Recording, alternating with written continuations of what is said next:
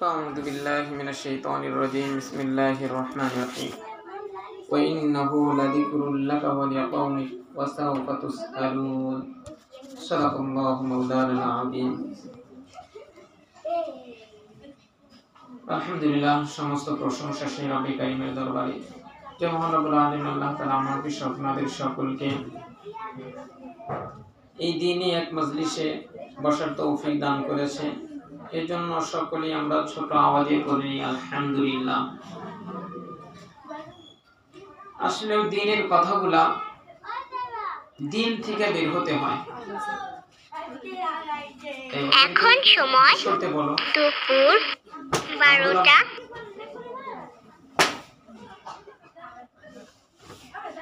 আমি যে কথা বলতেছিলাম সেটা হলো যে দিনের কথাগুলা দিল থেকে বের হতে হয়।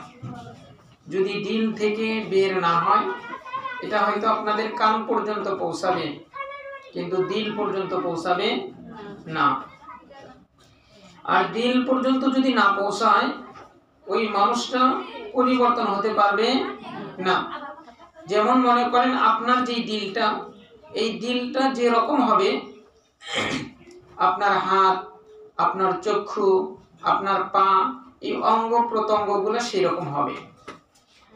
আপনার দিলটা যদি ত্রুটিযুক্ত থাকে তাহলে দেখবেন হাত মানে হয়তো চুরির অভ্যাস করবে। দিলটা যদি সমস্যা থাকে হয়তো দেখবে যে চোখটা গুনার কাজে ব্যবহার হবে। দিলটা যদি সমস্যা থাকে তাহলে দেখবেন যে জবান দিয়ে মিথ্যা কথা আসতেছে, জবান দিয়ে গীবত হচ্ছে, জবান দিয়া হিংসাত্মমূলক কথা আচরণ এগুলা বের হচ্ছে। এটা কখন? এটা দিল। এই কারণে কোনো মানুষের যদি দিল পরিবর্তন হয়ে যায় ওই মানুষটাই পরিবর্তন হয়ে যায়। এই কারণে আল্লাহ রাসূল সাল্লাল্লাহু আলাইহি ওয়াসাল্লাম স্পষ্ট বলছে, আলা ইন্না ফিল জাসাদি মুদগা ইযা সালুহাত সালুহাল জাসাদু কুল্লু ওয়া ইযা ফাসাদাত ফাসাদাল জাসাদু কুল্লু আলা ওয়া হিয়াল কলব। রাসূল করিম সাল্লাল্লাহু আলাইহি ওয়াসাল্লাম ফরমান যে তোমাদের প্রত্যেকটা মানুষের দেহের ভিতরে একটা গোশতের টুকরা আছে। এই গোশতের টুকরাটা যার ভালো সেই মানুষটা ভালো, আর এই গোশতের টুকরাটা যার মন্দ সেই মানুষটাও মন্দ। রাসূল করিম সাল্লাল্লাহু আলাইহি ওয়াসাল্লাম ফরমান সেই গোশতের টুকরাটার নাম হলো কলব। কি? কলব। এই কলবটা কেমন? এই কলবটার পরিচয় কি? এই কলবটার পরিচয় হলো, যেমন দেখেন যে আপনি যে কোনো একটা কাজ করার আগে চিন্তা ফিকির করেন না? চিন্তা ফিকির করেন। এই চিন্তা ফিকির যেই জায়গা থেকে তৈরি হয় সেই জায়গাটাই হলো কলব। সেই জায়গাটাই কি? কলব, যেটাকে অন্তর কিংবা আত্মা বলে। তো যাই হোক, আমি আপনাদেরকে যেই কথাটা বলতে চাচ্ছি সেটা হলো যে এই অন্তর আত্মাটা যেই মানুষটার ভালো এই মানুষটাই হলো আল্লাহ তাআলার কাছে অনেক দামি।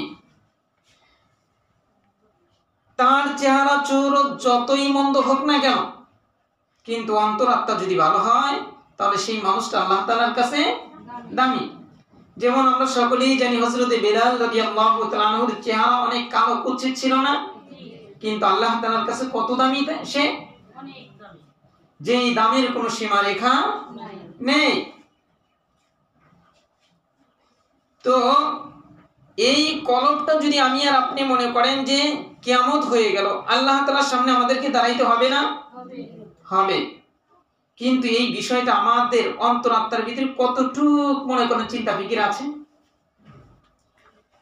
যেমন দেখেন আমি আর আপনি যে আল্লাহ তাআলার কাছে দাঁড়াবো, দাঁড়ানোর পরে আল্লাহ তাআলা প্রশ্ন করবে। যেমন দেখেন যে আয়াতে কারিমা পড়েছি সেটা ওয়া ইন্নাহু লাযিকরুল লাক ওয়া লিকাওমিক ওয়া সাওফা তুসআলুন। রব্বে কারীম আমার আপনার নবীকে সম্বোধন করে বলতেছেন, হে নবী, নিশ্চয় এই কোরআনকে তোমার জন্য মর্যাদার এবং গৌরবের বিষয় বানিয়ে দিয়েছি। তারপরে বলতেছেন, হে নবী, আপনার উম্মতের জন্য এই কোরআনকে মর্যাদার এবং গৌরবের বিষয় বানিয়ে দিয়েছি। তাহলে আল্লাহ তাআলা বললেন যে এই কোরআনকে তোমাদের জন্য মর্যাদার এবং গৌরবের বিষয় বানিয়ে দিয়েছি। কিন্তু এখন দেখেন আমরা কি এই কোরআনটা শিখে এই কোরআনটা পেয়ে গৌরব বোধ মনে করি? এটা কিন্তু বোঝার বিষয়। আমরা যেমন আপনার ছেলে মনে করেন ইঞ্জিনিয়ার হয়েছে, আপনি পুরো এলাকার ভিতরে একটা মানে মর্যাদার একটা আসন নিয়েছেন, অনেক গৌরব করেন যে আমার ছেলে ইঞ্জিনিয়ার কিংবা আমার ছেলে বিশেষ ক্যাডার। কিন্তু আপনি দেখেন আপনার আরেকটা ছেলে কি হয়েছে, একজন কোরআনের আলেম হয়েছে। আপনার নিজের দিলের ভিতরে ওই আত্মার ভিতরে একটু প্রশ্ন করে দেখেন যে আপনি সমাজের ভিতরে এই আলেমের জন্য আপনি কতটুক নিজের কাছে গর্ববোধ মনে করেন, আর কতটুক ওই যে যেই ছেলেটা বিশেষ ক্যাডার হয়েছে, সবচেয়ে বড় শিক্ষিত হয়েছে জাগতিক শিক্ষায়, তার জন্য কতটুক গর্ববোধ মনে করেন। আমাদের কিন্তু অধিকাংশ, যেমন এই যে চৌবাড়িয়ার একটা ছেলে, সে বিশেষ ক্যাডার হয়েছে। আমি গাড়িতে আসতেছিলাম, তো ওই মুরব্বী উনি মাস্টার ছিলেন, তো উনি আমাকে বলতেছিল, আমার সাথে কথা বলতেছিল, তো এক পর্যায়ে বলতেছিল যে আমার ছেলেটা এই বিশেষ ক্যাডার হয়েছে। তো উনি এমনভাবে কথাগুলো বলতেছিলেন যে ওনার খুশির কোনো সীমারেখা নেই, এবং কি উনি অনেক গর্ববোধ মনে করলেন যে আমি বাবা হইয়া অনেক সার্থক আমি। কিন্তু আমি অনেক হাফেজে কোরআনের বাবাদের সাথে কথা বলেছি, কিন্তু কোনোদিন কোনো বাবা এরকম গর্ববোধ করে নাই যে আমি একজন হাফেজের বাবা, আমি একজন আলেমের বাবা। কারণ সে দেখেন একজন ইঞ্জিনিয়ারকে চেনে, ইঞ্জিনিয়ার যেই বিদ্যা, এই বিদ্যা সে চেনে, তার সাথে ওই বিদ্যার পরিচয় আছে, যে জানে যে এই বিদ্যা শিখলে, এই বিদ্যা অর্জন করলে বড় একটা চাকরি পাওয়া যায়, এই চাকরিতে সে বড় ইনকাম করা যায়, 1 লাখ 1.5 লাখ 2 লাখ 3 লাখ টাকা ইনকাম করা যায়। এই কারণে সে ওই বিষয় নিয়ে বড় গর্ববোধ করে। পক্ষান্তরে তার ছেলে একটা হাফেজ হয়েছে, আলেম হয়েছে, মেয়ে একটা হাফেজা হয়েছে, আলেমা হয়েছে, কিন্তু সে জানে যে এগুলা পড়ে কি করবে, ওই 5,000 কিংবা 10,000 টাকা দামের চাকরি করবে, এই কারণে ওটাকে মর্যাদার বিষয় মনে করে না।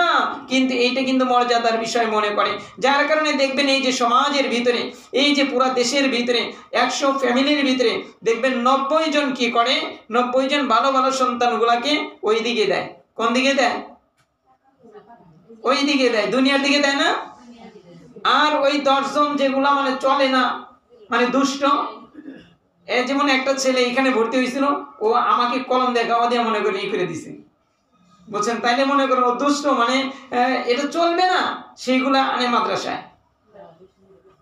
কিন্তু রব্বে কারীম কি বলেন যে হে নবী, হে আমার নবীর উম্মতেরা, তোমরা মনে রাখিও তোমাদের এই কোরআনকে তোমাদের মর্যাদা এবং গৌরবের বিষয় বানিয়ে দিয়েছি। তো মনে রাখিয়েন যে কাল কিয়ামতের ময়দানে আল্লাহ তাআলার সামনে যে দাঁড়াবেন, দাঁড়ানোর পরে আপনাকে জিজ্ঞাবে না, আপনাকে এরা জিজ্ঞাসা করবে না যে আপনার ছেলেকে ডাক্তার বানিয়েছিলেন, আপনার ছেলেকে ইঞ্জিনিয়ার বানিয়েছিলেন, আপনার ছেলেকে এমপি মন্ত্রী বানিয়েছিলেন, এটা কিন্তু বলবে না। বরং রব্বে কারীম স্পষ্ট বলে দিয়েছেন ওয়াসাউফা তুসআলুন, যে ব্যক্তি ইসলাম ধর্ম গ্রহণ করেছে, যে ব্যক্তি ইসলামের ভিতরে ঢুকেছে, তাকে কোরআন সম্পর্কে অবশ্যই প্রশ্ন করা হবে। এখন মনে করেন যে আপনারা যারা, যেই মায়েরা, যেই বোনেরা আমার সামনে আছেন, আপনাদেরকে যদি মনে করেন সায়েন্স বিষয়ে একটা প্রশ্ন করি, আপনারা ওইটা পারবেন? কারণ ওই সম্পর্কে আপনার জানা নাই। আপনাদেরকে যদি হাদিস বিষয়ে কিছু প্রশ্ন করা হয়, পারবে না, কারণ ওই বিষয় আপনাদের লেখাপড়া নাই। এখন কোরআন বিষয়ে রব্বে কারীম বলে দিয়েছেন ওয়াসাউফা তুসআলুন, যে অবশ্যই তোমাদেরকে, হে নবী আপনি জানিয়ে দেন, আপনার উম্মতদের সবাইকেই কোরআন সম্পর্কে প্রশ্ন করা হবে।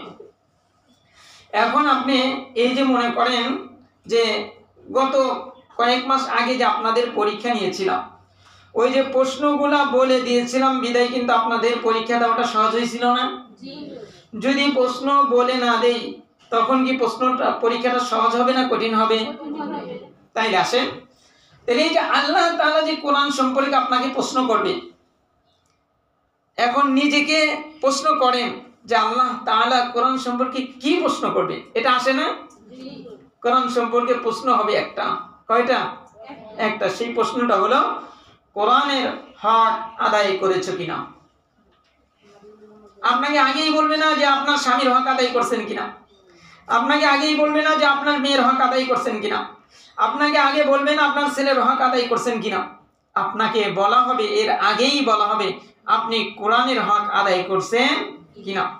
কিন্তু দেখেন মা, একটু নিরপেক্ষ এবং কি মানে ধ্যান ও খেয়ালের সহিত একটু প্রশ্ন করে দেখেন যে আমাকে আগেই স্বামীর হক সম্পর্কে প্রশ্ন করবে না, আমাকে আগে সন্তানাদির হক সম্পর্কে প্রশ্ন করবে না, আমাকে আগে আমার সম্পদের হক সম্পর্কে আল্লাহ তাআলা প্রশ্ন করবে না। আল্লাহ তাআলা সর্বপ্রথম আমাকে হকের বিষয় প্রশ্ন করবে হলো কোরআনের হক আদায় করেছো কিনা। এখন দেখেন কোরআনের হক কয়টা? কয়টা? না, কোরআনের অনেকগুলো হক আছে, তার ভিতরে গুরুত্বপূর্ণ 5টা হক। কয়টা হক? গুরুত্বপূর্ণ কয়টা হক? 5টা হক। তাইলে দেখেন আল্লাহ তাআলা আপনাকে কোরআন সম্পর্কে প্রশ্ন করবে, সেই প্রশ্নটা কি? প্রশ্নটা হলো কোরআনের হক আদায় করেছো কিনা। এখন আসেন সেই কোরআনের হক কি? সেই কোরআনের মোটামুটি হক হলো 5টা। কয়টা? মোটামুটি হক হলো কয়টা? 5টা। 1 নাম্বার হক কোরআনের আজমত। কোরআনের আজমত অর্থাৎ কোরআনের মর্যাদা, কোরআনের মর্যাদা। এখন দেখেন আপনি কোরআনের মর্যাদা কতটুকু দেন। যেমন আপনার স্বামী, সে কাজ না করলে আপনার স্বামীকে চাপ দেন না? কিন্তু আপনার স্বামী যে কোরআন সম্পর্কে অজ্ঞ, আপনি কোনোদিন চাপ দিয়েছেন? তাহলে কোরআনের আজমত কোথায়? আপনার ছেলে মেয়েকে শেষ রাত্রে উঠিয়া পড়ালেন, কিংবা ফজরের পরপরই প্রাইভেটে কিংবা কোচিংয়ে পাঠিয়ে দিলেন, কিংবা মাদ্রাসায় পাঠিয়ে দিলেন, কিন্তু আপনার এই ছেলে এই মেয়েটা যে কোরআন সম্পর্কে জানে না, আপনি কতটুকু চাপ দিয়েছেন? আপনি কি মনে করেছেন যে ওই হুজুরদের কাছে একটু প্রাইভেট পড়াইলাম, কোরআনটা রিডিং পড়তে পারলো, হয়ে গেল? না, হবে না, মোটেও না, অসম্ভব। কোরআনের বিধান জানতে হবে। আপনার ছেলেকে আপনার মেয়েকে কোরআনের বিধান জানতে হবে। যদি কোরআনের বিধান না জানে, কোরআন তেলাওয়াত করতে হবে, আর কোরআনের বিধান যে জানে তার সাথে বন্ধুত্ব সম্পর্ক করতে হবে, তার সাথে সাথে চলতে হবে। আমি এক বাসায় গেছি, এই আপনাদেরই, যদি ওই বাসার কেউ থাকেন আল্লাহর হস্তে ক্ষমা করে দিয়েন, আমি আপনাদেরকে টার্গেট করে বলতেছি না। আমি একটা বাসায় গেলাম, আমাকে খাইতে দিছে, আমার খুবই মহব্বতের মানুষ। খাইতে দেওয়ার পরে আমি একটু কোন দিকে, বাম দিকে তাকাইছি। বাম দিকে তাকানোর পরে দেখলাম সুকেশ। কি আছে ওই বাসায়? সুকেশ। আবার বুঝতেও পারেন যে বাম দিকে কাদের সুকেশ, আল্লাহ মাফ করে দেন। তো যাই হোক, ওই সুকেশে দেখলাম যে অনেক এই যে আপনাদের ম্যাডামের মতো এগুলা কি করছে, সাজায় রাখছে। সাজায় রাখার পরে 2টা কুরআনুল কারীম, কয়টা? ওই শোকেজের উপরে রাখছে। শোকেজের একবারে উপরে আছে না, যে এখানে মনে করেন উপরে টিস্যু রাখে, উপরে মনে করেন যে একটা এমনি জিনিসও রাখে, ঠিক না? কিংবা ওই যে কাঁথা বালিশও রাখে। তো এই 2টা কোরআন উপরে রাখছে, আর মোটামুটি আধা মনের সম্ভবত একটা ডিশ হবে, এই ডিশটা কোরআনের উপরে রেখে দিছে। আমার তো কলিজার ভিতরে আগুন ধরে গেল। আমি তখন তাকে বললাম যে আমি এই বাসার থেকে যাওয়ার আগেই আমি এই কোরআনটা, ওই কোরআন 2টা আপনার ওগুলা বের করে আমি ওইখানে রেখেই যাব। আমি এটা যখন বললাম, উনি তো মানে খুব হয়ে গেল, ওই ভাইটা খুব মানে হয়ে গেল যে হায় হায়, হুজুর তো তাহলে কষ্ট পাইছে, হুজুর যেভাবে বললো। পরে সে তাড়াতাড়ি গিয়া কি করছে, ওইগুলো সাইড করে ওই কোরআন 2টাকে ভিতরে ঢুকাইছে। তাইলে দেখেন, হয়তো ওই মা কিংবা ওই বোন কোরআন পড়তে পারে, কোরআন পড়তে পারে, কিন্তু কোরআনের আজমত তার ভিতরে নাই। তাইলে কি ওই আল্লাহ তাআলা যে হক সম্পর্কে যে প্রশ্ন করবে, সে উত্তর দিতে পারবে? 2 নাম্বার, 2 নাম্বার কোরআনের হক হলো কোরআনের প্রতি মহাব্বত, ভালোবাসা। কোরআনের প্রতি মহাব্বত, ভালোবাসা। এখন দেখেন আপনার সন্তানের প্রতি কতটুকু মহাব্বত আর আপনার কোরআনের প্রতি কতটুকু মহাব্বত। সন্তানটাকে এই জায়গায় বসাবেন, কোরআনটাকে এই জায়গায় রাখবেন। আপনার দিলকে প্রশ্ন করেন, ও দিল তুমি বলো তোমার মহাব্বত সন্তানের প্রতি কতটুকু, কোরআনের প্রতি কতটুকু। তোমার সন্তানের যদি হাতটা কেটে যায়, আহ আহ মানে কেমনে লাগে, আর কোরআনের পৃষ্ঠা যে ছিঁড়ে গেছে, কোরআনের কভারটা যে ময়লা হয়ে গেছে, কোরআনের কভারটা যে ছিঁড়ে গেছে, একটু কি আমাদের এরকম লাগে? ও মা, একটু দিলকে জিগা, দিলকে জিগা। আল্লাহ ইমাম আসিম রহমতুল্লাহি আলাইহি, নাম কি? ইমাম আসিম রহমতুল্লাহি আলাইহি, সে প্রায় 24 ঘন্টা কোরআন তেলাওয়াত করত। প্রায় 24 ঘন্টা। তার প্রয়োজন ছাড়া হয়তো 5 মিনিটের জন্য বাজারে যাবে, কোরআন তেলাওয়াত করতে করতে গেছে। কোন জিনিস কিনছে, কোরআন তেলাওয়াত করতে করতেই কিনছে। আরে আমাদের এই যে শ্রেষ্ঠ একজন বুজুর্গ ছিল, আমাদের এই দেশে, আমাদের এই ভারতবর্ষের শ্রেষ্ঠ একজন বুজুর্গ ছিল। সেই বুজুর্গ কি করছে? সেই বুজুর্গ যখন বাজারে যাইতো, কোথায় যাইতো মা? বাজারে। বাজারে যখন যাইতো তখন সে কোরআন তেলাওয়াত করতো আর এই জিকির জোরে জোরে জিকির করতে করতে যাইতো। আর বাজারে যাইতো টাকার একটা ব্যাগ নিয়ে। কি নিয়ে? টাকার একটা ব্যাগ নিয়ে। তখন ওই টাকার ব্যাগটা দোকানদারকে দিত। দোকানদারকে দিয়া বলতো, আমি এই যে জিনিসটা নিছি, এটা কয় টাকা দাম, তুমি ওইখান থেকে নাও, আর আমি কোরআন তেলাওয়াত আর জিকির করতে থাকি। ওই একদিন সেই বুজুর্গ বাজারে যাইতেছিল, সেই বুজুর্গ একদিন বাজারে যাইতেছিল, কথা বলিয়েন না। সেই বুজুর্গ একদিন বাজারে যাইতেছিল, যখন বাজারে যাইতেছে একজন ব্যাগটা নিয়ে গেছে, জিকির করতেছে, কোরআন তেলাওয়াত করতেছে, টাকার ব্যাগটা নিয়ে গেছে। এখন সে টাকার ব্যাগটা নিয়ে গেছে, তার দিকে দৌড় দিবে কি চাই, যখনই টাকার ব্যাগটা নিছে বাজারের দিক না যায়া বাড়ির দিকে রওনা দিছে। বাসায় যায়া সে মানে কোরআন তেলাওয়াত করতেছে আর জিকির করতেছে। এদিকে বিবি এসে বলতেছে, বাজার কই হযরত, বাজার কই? তখন বলে যে বাজারের থলেটা তো চোরে নিয়ে গেছে, ডাকাতে নিয়ে গেছে, আমি বাসায় ঘুরেছি। তাদেরও মা জিন্দেগি ছিল, তাদেরও জিন্দেগি ছিল, আর আজকে আমাদেরও জিন্দেগি। তো যাই হোক, কোরআনের দ্বিতীয় হক কি? মহাব্বত। আর তৃতীয় হক হলো এই কোরআনটা যে আল্লাহ তাআলার কালাম। কার কালাম?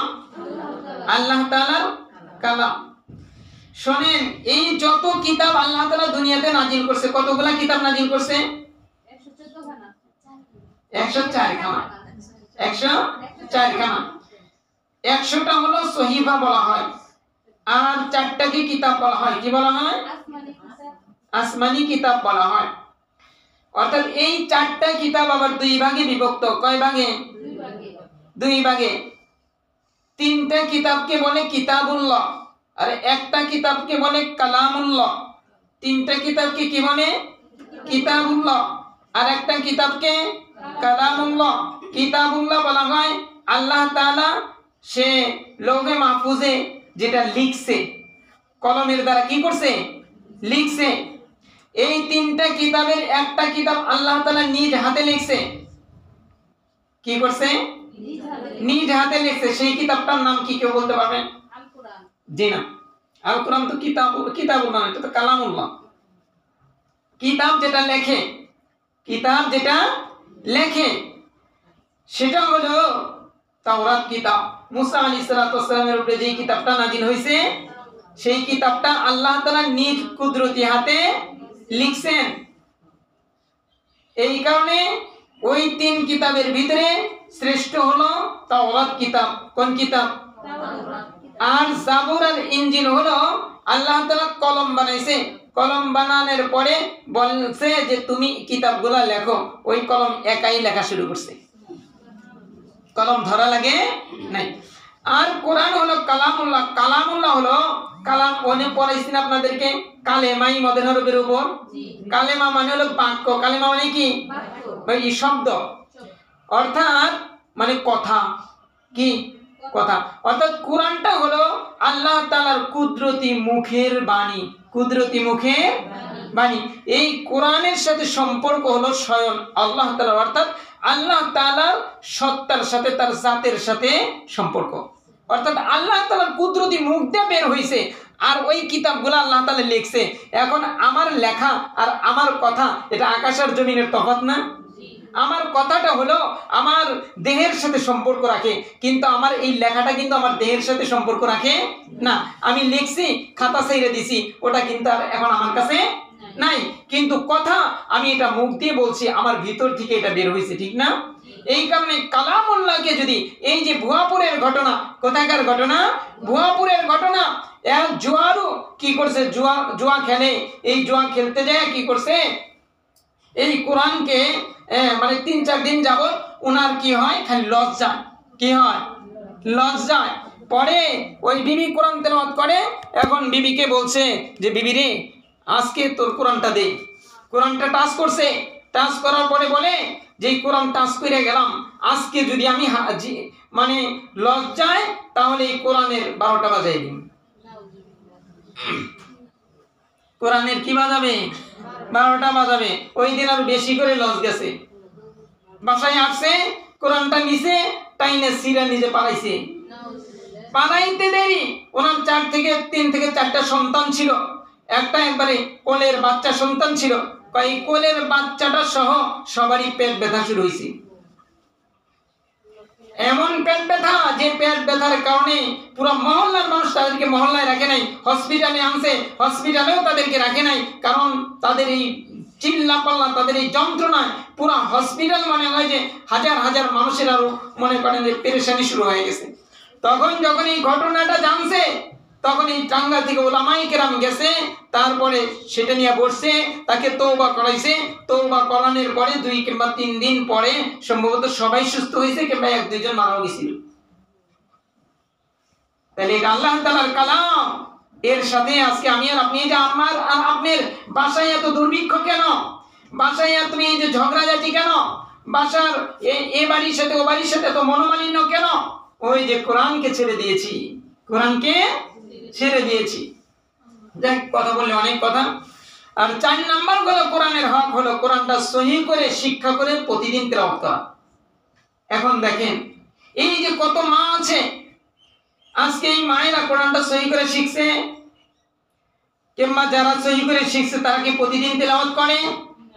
কিন্তু তেলাওয়াত না করলে যে হক, ইমাম আসিম রহমতুল্লাহি আলাইহি প্রচুর তেলাওয়াত করতো। ইমাম আসিম রহমতুল্লাহি আলাইহি একবার তেলাওয়াত করতেছে, তেলাওয়াত করতে করতে ঘুমায় গেছে। বিসমিল্লাহ।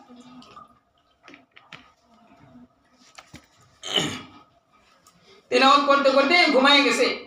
ঘুমায় গেলে আল্লাহ রাসূল সাল্লাল্লাহু আলাইহি ওয়াসাল্লাম স্বপ্নে তার কাছে আসছে। স্বপ্নে তার কাছে আসছে। আল্লাহ, তুমি আমাদের সকলকে তোমার রাসূল সাল্লাল্লাহু আলাইহি ওয়াসাল্লামের ওই নুরানি চেহারা যেন স্বপ্নে একবার হলেও যেন জিয়ারত নসিব করে। আমিন। কারণ যে ব্যক্তি আল্লাহ রাসূল সাল্লাল্লাহু আলাইহি ওয়াসাল্লামকে স্বপ্নে পুরোপুরি দেখতে পাবে, এবং কি স্বপ্নে দেখার পর থেকে নিয়ে গুনাহ চেক দিয়ে চলতে পারে, সে মরতে দেরি, তার জান্নাতে যেতে দেরি হবে না। ইমাম আসিম রাহমাতুল্লাহি আলাইহি বলেন যে আমি স্বপ্নে আমার রাসূল সাল্লাল্লাহু আলাইহি ওয়াসাল্লাম বলল যে ইমাম আসিম, তুমি তো প্রচুর আল্লাহ তাআলার কালাম তেলাওয়াত করো, তোমার জিহ্বাটা একটু বের করো না। জিহ্বাটা বের করছে। আল্লাহ রাসূল সাল্লাল্লাহু আলাইহি ওয়াসাল্লাম তার লালা মোবারক জিহ্বার মধ্যে লাগায়া দিছে।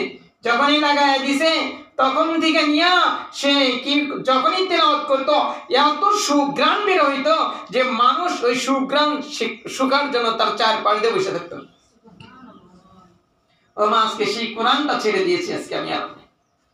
5 নম্বর হক হলো কোরআন অনুযায়ী জীবন যাপন করছো কিনা। কোরআন অনুযায়ী জীবন যাপন করছো কিনা। ও মা, আপনি রাস্তা দিয়ে যাবেন, আপনি কিন্তু হেঁটেই যাবেন, হেঁটে যাবেন না? এখন হেঁটে যাবেন, হেঁটে যাওয়ার তরিকা 2টা। কয়টা? একটা তরিকা হলো মনে যেমনে বলতেছে সেমনে হেঁটে গেলেন, আর একটা তরিকা হলো আমার রাসূল সাল্লাল্লাহু আলাইহি ওয়াসাল্লাম কিংবা আল্লাহ তাআলা এবং কোরআন যেভাবে বলে সেভাবে হেঁটে গেছেন। তাহলে যদি আপনি কোরআন যেভাবে বলছে সেইভাবে, ইসলাম যেভাবে বলছে সেইভাবে যখন হেঁটে যাবেন, তখন ওই হাঁটাটা ইবাদতে পরিণত হবে। আর আপনি নফস যেমনে বললো, মন যেমনে বললো সেমনি হেঁটে গেলেন, খেয়াল করলেন না এই হাঁটার মধ্যে ইসলামের সুন্নাত তরিকা কি? তাইলে এই হাঁটার জন্য আপনাকে জবাবদিহি করতে হবে। তাহলে আমি হাইটা গেলাম, আমি যদি একটু চেষ্টা করি তাহলে ইসলাম মানে কিন্তু হাইটা যাইতে পারি। চেষ্টা করলাম না, মন মতো চললাম। তাই বলছে যে যারা মন মতো জিন্দেগি চালায় তারা যেন মৃত্যুর আগে বলে যায় যে এই আমি তো হিন্দুদের মতো চলাফেরা করছি। যেমন দেখেন আজকে এই যে আপনাদের সন্তানাদি হয় না, সন্তানাদি হইল 7 দিনের দিন আকিকা করতে হয়। কয় দিনের দিন? 7 দিনের দিন আকিকা করতে হয়। ছেলের জন্য 2টা, মেয়ের জন্য 1টা। 7 দিনের দিন চুল ফেলে দিয়ে চুল সম পরিমাণ রূপ সৎকার করতে হয়। 7 দিনের দিন ইসলাম সম্মত নাম রাখতে হয়। এটা হলো ইসলাম, এটা হলো ইসলামের নীতি। কিন্তু দেখেন ইসলামের জন্মদিন বলতে কিছু আছে? নাই। 6 হাঁটুরে বলতে কিছু আছে? নাই।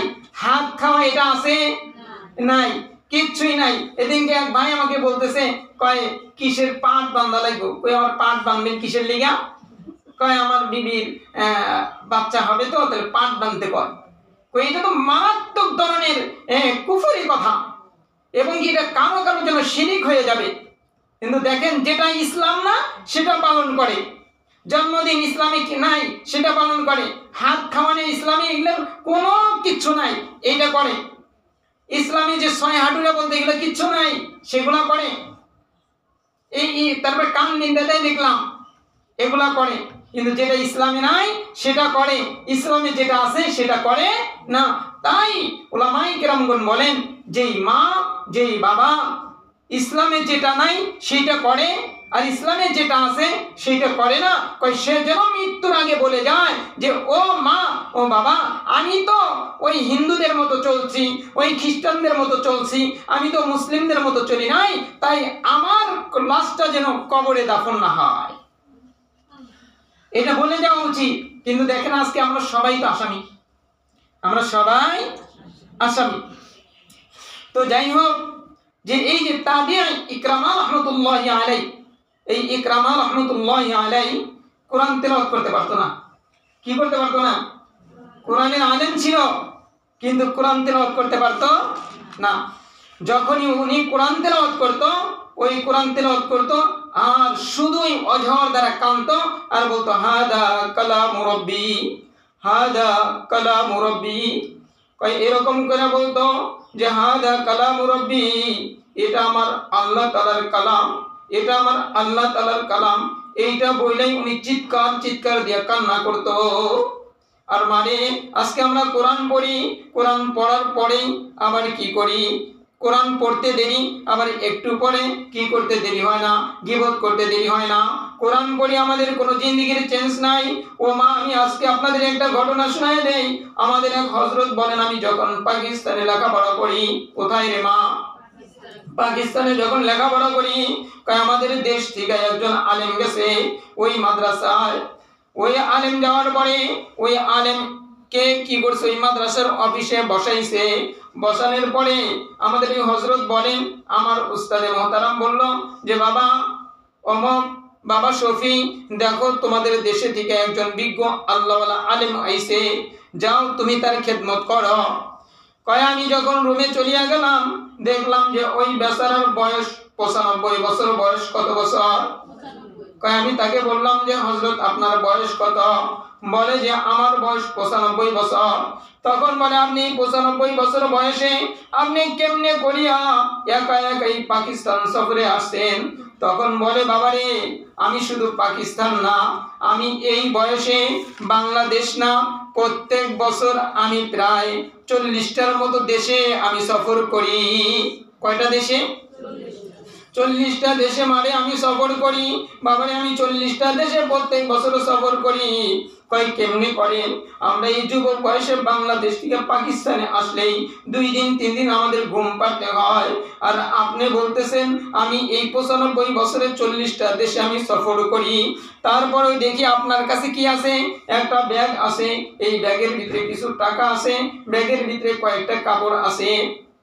তখন বলে যে হুজুর এটা কেমনে হলো? এটা কেমনে হলো? আপনার এত বছর বয়স কিন্তু তারপরেও আপনার কিন্তু বুড়া বুড়া মনে হয় না। কয় শোনো, আমার মা ছিল বড় আল্লাহওয়ালা, আমার মা ছিল ওই কোরআনের সাথে বড় সম্পর্কওয়ালা। আমার বাবা যখন বাড়িতে থাকতো না, আমার মা রাতভর কোরআন তেলাওয়াতে কাটায় দিত। ও মা, আজকে আপনি মোবাইলে রাতটা কাটায় দেই, আপনি দিনটা মোবাইলে কাটায় দেই, কিন্তু ওই আল্লাহর ওলির মা বলতেছে যে আমার সারা রাত বাবা যখন থাকতো না সারা রাত কোরআন তেলাওয়াতে কাটায় দিত। আর দেখছি বাবা যখন থাকতো, আরে ওই যে মুফতি শফি রহমতুল্লাহ আলাইহি উনার বিবি উনাকে যখন উনার ছেলেরা বলছিল যে বাবা আমাদের অমুক বন্ধু এই কাজটা করিয়া দেবে, তখন মুফতি শফি রহমতুল্লাহ আলাইহি বলে, ও আমার ছেলেরা, তোমরা বারবার খালি বন্ধুর কথা বলো, আমি তো দুনিয়াতে বন্ধু পাই নাই, আমি মাত্র 2 জন মানুষকে বন্ধু পাইছিলাম। কয়জন রে মা? 2 জনকে বন্ধু পাইছিলাম। একজন হলো আমার উস্তাদ আশরাফ আলী থানভী রাহমাতুল্লাহি আলাইহি, আর একজন হলো আমার বিবি। তাও এই বিবিকে আমি অর্ধেক বন্ধু বানাইছি। কয় কেমনে? কিন্তু অর্ধেক বন্ধু বানানোর পরেও আমার বিবি আমি যদি 5 দিন 7 দিন পর্যন্ত বাড়িতে যদি না আসতাম, এই 5 দিন 7 দিন কি করতো? জায়নামাজে আমার জন্য দোয়া এসে কাটায়া দিত, বিছানায় পিঠ লাগাইতো না। ও মা, দেখেন আজকে আমাদের অবস্থা কি। স্বামীরা একটু বাহিরে গেলেই কি হয়, আমরা স্বামীর আসার কোনো তোয়াক্কা করি না, আগে আগেই ঘুমায়া যায়। ও মা, উনি বলেন যে আমার মা রাত ভর কোরআন তেলাওয়াত করতো, কোরআন তেলাওয়াত করতে করতে একদিন ঘুমায় গেছে। ঘুমায়া যাওয়ার পরে হযরত জিবরাইল আলাইহিস সালামকে স্বপ্নে দেখছে। জিবরাইল আলাইহিস সালামকে স্বপ্নে দেখিয়া কয়, আমি আমার মায়ের পাশেই শুয়েছিলাম, আমি ছোট্ট বাচ্চা বাবু। তখন জিবরাইল আলাইহিস সালামকে আমার মা ডাক দিছে, হে জিবরাইল আপনি দাঁড়ান। কয় দাঁড়াইছে। দাঁড়ানোর পরে জিবরাইলকে বলে, এই যে আমার ছোট একটা বাচ্চা দেখতেছেন না? কয় হ্যাঁ দেখতেছি। আমার এই বাচ্চাটার জন্য আমার আল্লাহ তাআলার এই কালামের একটু দোয়া করিয়া যান, আমার এই বাচ্চাটা যেন আমার আল্লাহ তাআলার এই কালামের আলেম হয়। শুধু তাই না, আমার এই মালিক যেই কালামের ভিতরে প্রত্যেকটা আয়াতের ভিতরে আল্লাহ তাআলার পরিচয় আছে, আল্লাহ তাআলার কুদরতি চেহারা লুকায় আছে, আমার সন্তানটা যেন এই প্রত্যেকটা আয়াত পড়িয়া আমার আল্লাহ তাআলাকে দেখতে পায়, এরকম একজন আল্লাহর ওলি হইয়া যায়। শুধু তাই না, আরেকটা দোয়া করবেন, আমার সন্তানটা যেন দীর্ঘ হায়াত পায়। কয় আমার মা এই দোয়াটা করছিল। এই দোয়াটা যখন জিবরাইল আলাইহিস সালামকে স্বপ্নে বলল, জিবরাইল আলাইহিস সালাম সঙ্গে সঙ্গে হাত উঠাইয়া আল্লাহ তাআলার কাছে দোয়া করছে। ও বাবা, আমার মায়ের সেই দোয়াটা জিবরাইল আলাইহিস সালামের মাধ্যমে আমার আল্লাহ তাআলা কবুল করিয়া নিছে। শুধু তাই না, মুফতি শফি দামাত বারাকাতুহু আমাদের হযরত বলে, কয় আমি ওই বুড়া মানুষটার 3 দিন খেদমত করছি।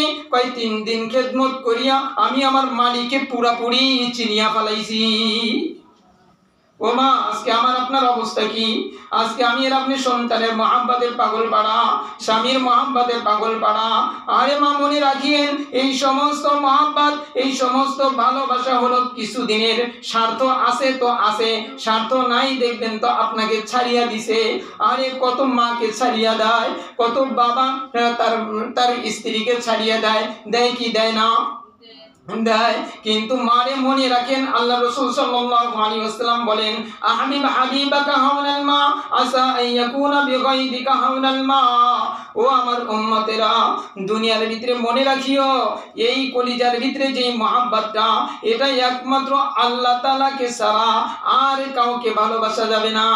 আজকে তো আমরা আমাদের সন্তানদেরকে এত ভালোবাসি, আমার বিবিদেরকে এত ভালোবাসি, আমরা স্বামীদেরকে এত ভালোবাসি, আমার আল্লাহ তাআলার কথা মনেই থাকে না, ঠিক না? ও মা, এই যে ইরানেরই তো ঘটনা ঘটছে, ইরানের ঘটনা বেশি দিন আগের ঘটনা। আরে মাটা কি করছে, সন্তানের মহাব্বতে মায়েরা কি না করে। ওই মাটার যখন স্বামী দুনিয়া থেকে চলিয়া গেছে, ওই সন্তানটাকে ধরিয়াছিল, ওই মা বকরি পালতো। কি পালতো মা? বকরি পালতো। ওই সন্তানটা কি করছে, ওই সন্তানটা যখন ইঞ্জিনিয়ার হয়েছে, মা তখনও বকরি পালে, মা তখনও বকরি পালে।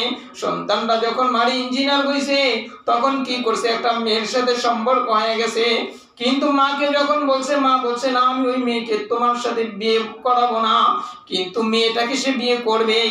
এখন মেয়েটা বলছে যে তোমার মা যেহেতু বাঁধা, তাই তোমার মাকে মারিয়া ফেলাও। এখন কি করছে, সে শহর থেকে বাসায় আসছে, বাসায় আসিয়া দুপুর বেলায় সকাল বেলায় মা কি করবে, বকরিগুলা নিয়ে মাঠে চলিয়া যাবে। এখন সন্তান বলতেছে মা আমি তোমার সাথে যাব, আমি তোমার সাথে যাব। কয় না, তোরা অফিসে কাজ করিস, তোরা শহরে থাকিস, এই জমিনে তোরা যাইতে পারবি না, মাঠে প্রচন্ড রোদ। কিন্তু তারপরে পিড়াপিড়ি করিয়া মার সাথে চলিয়া গেছে। যাওয়ার পরে কি করছে, এই সন্তানটা একদিন আগে ওই মাঠের মধ্যে বড় একটা চাকু লুকায় রেখে আসছে। ওই মাটা যখন মানে দাঁড়াইছে, ওই বকরিগুলা রাখতেছে, ছেলেটা একটু ঘুরতে যাও, ওই চাকুটা নিয়ে আসছে। নিয়ে আসার পরে মাকে বলতেছে, ও মা তুমি যেহেতু আমাকে ওই মেয়েটাকে বিয়ে করাইবা না, ওই মেয়েটার জন্য আমি বড় পাগল হয়ে গেছি, আমার ওই মেয়েটার মহব্বত দিলের ভিতরে এমন ভাবে বদ্ধমূল হয়ে গেছে, ও মা তুমি যেহেতু বিয়ে করাইবা না, তাই তোমাকে আমি মারিয়া ফেলামো। তখন মা বলতেছে তুই যেহেতু মারিয়াই ফেলাবি, কিন্তু মনে রাখিস আমি ওই মেয়েকে তোর সাথে বিয়ে করাবো না, তুই যেহেতু মারিয়াই ফেলাবি, তাই আমাকে কি কর, আমাকে 2 রাকাত নামাজের সুযোগ দে। তখন কি করছে, ওই মা 2 রাকাত নামাজে দাঁড়ায় গেছে। নামাজে যখন দাঁড়ায় গেছে, দেখে কয় নামাজের ভিতরে আমি শুনলাম পিছনে হলো এই ঘোড়া কিংবা গাধার আওয়াজ পাইলাম। কিসের আওয়াজ? গাধার আওয়াজ। কয় আমি নামাজ শেষ করিয়াই দেখি আমার ছেলেটা গাধায় পরিণত হয়ে গেছে। ও মা দিলের মহব্বত যদি আল্লাহ এবং আল্লাহর রাসূল সাল্লাল্লাহু আলাইহি সাল্লাম আর কোরআনের সাথে যদি না থাকে, এরকমই হয়ে যায়, সীমা লঙ্ঘন হয়ে যায়। তাই আমরা যারা এই যে কোরআনের মাজলিসে বসছি, ও মা দিলটা একটু রাত্রে বেলায় উঠবেন, তাহাজ্জুদের নামাজে উঠিয়া একটু দিলকে বলবেন যে আরে আমি যখন কবরে চলিয়া যাব, আমার স্বামী আমার সাথে যাবে না, আমার সন্তান আমার সাথে যাবে না, আরে আমার গহনাগুলো সবাই খুলিয়া রাখবে। আমার এক হযরত বলে যে আমার মাটা যখন দুনিয়া থেকে চলিয়া গেল, আমি বাড়িতে গেলাম, বাড়িতে যাওয়ার পরে কাফন দাফন হয়ে গেল। কাফন দাফন হয়ে গেল, তারপরের দিন আমার বোনেরা মায়ের অনেকগুলো গহনা ছিল, এই গহনা নিয়ে সবাই বসলো। বসার পরে কে কোনটা নিবি এই জন্য তাড়াহুড়া শুরু করিয়া দিছে। আমি মায়ের গহনাগুলা দেখিয়া হাতাইতেছিলাম, মানে কাঁদতেছিলাম যে মা তুমি তো এই গহনাগুলা কত ভালোবাসতা, এই গহনাগুলা কানে পড়তা, আজকে গহনাগুলা রইল, কিন্তু মা তুমি তো কবরের বাসিন্দা হয়ে গেলা, আর আজকে আমার বোনেরা ভাগ ধরতেছে এটা নেবে ও ওটা নেবে। ও মা মনে রাখিয়েন, কোন সময় মৃত্যু আসবে, আপনার সাজানো সংসার থেকে যাবে, কিন্তু মারে আপনি কিন্তু থাকবেন না।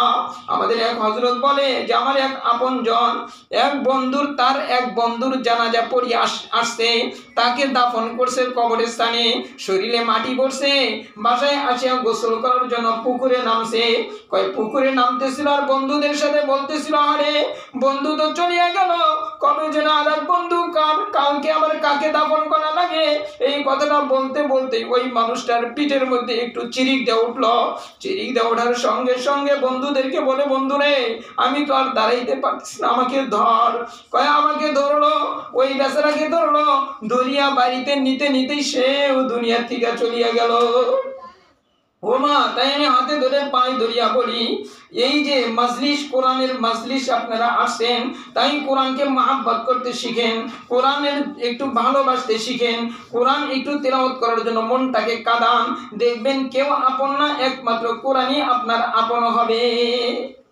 আল্লাহ তাআলা আমাকে আপনাদের সকলকে এই কথাগুলো দিল দিয়ে বুঝে আমার তৌফিক দান করেন। জি বলেন।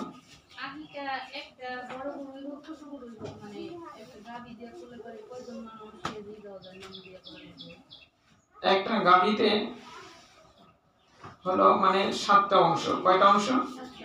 7টা অংশ। তাহলে 7টা অংশ, তাহলে ছেলে হলে তাদের 2টা করে দিলে তাহলে 6টা গেল 3 জনের, আর একটা মেয়ে 1 জন, তাহলে 3 ছেলে 1 মেয়ে করতে পারবেন, অর্থাৎ 3 জন পুরুষ মানুষের আর 1 জন মেয়ে মানুষের। আর মেয়েদের হলে 7 জনের জন্য করতে পারবে একটা গরু। বুঝাইতে পারছি আমি? আচ্ছা ঠিক আছে। আচ্ছা মানে এই যে আজকে ছুটি সংক্রান্ত বিষয় যে এটা হয়ে গেল, এই জন্য কষ্ট নিয়ে না। আচ্ছা, আসসালামু আলাইকুম।